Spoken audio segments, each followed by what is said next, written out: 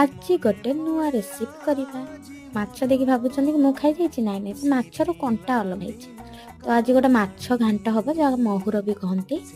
ତ ସେଇ same process start କରିବା। ତେଲରେ ଗୋଟା ମସଲା ଦେଇକି, ମସଲା ସବୁ କ'ଣ ମା ବାଟିଥିଲା ମହୁରର।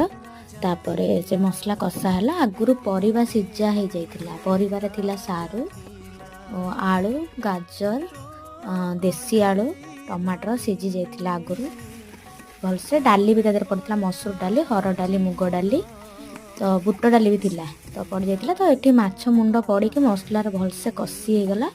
କଷି ହେଇଗଲା ପରେ ସେଥିରେ ଆମର ଯେତିକ ଥିଲା ରଖିଥିଲୁ ଆମେ, ଯେଉଁ ଡାଲମା ରଖିଥିଲୁ, ଯେଉଁଟା ସିଝେଇକି ପରିବା, ତା ଦେହରେ ସେଇଟାକୁ ପକେଇଥିଲୁ ଭଲସେ।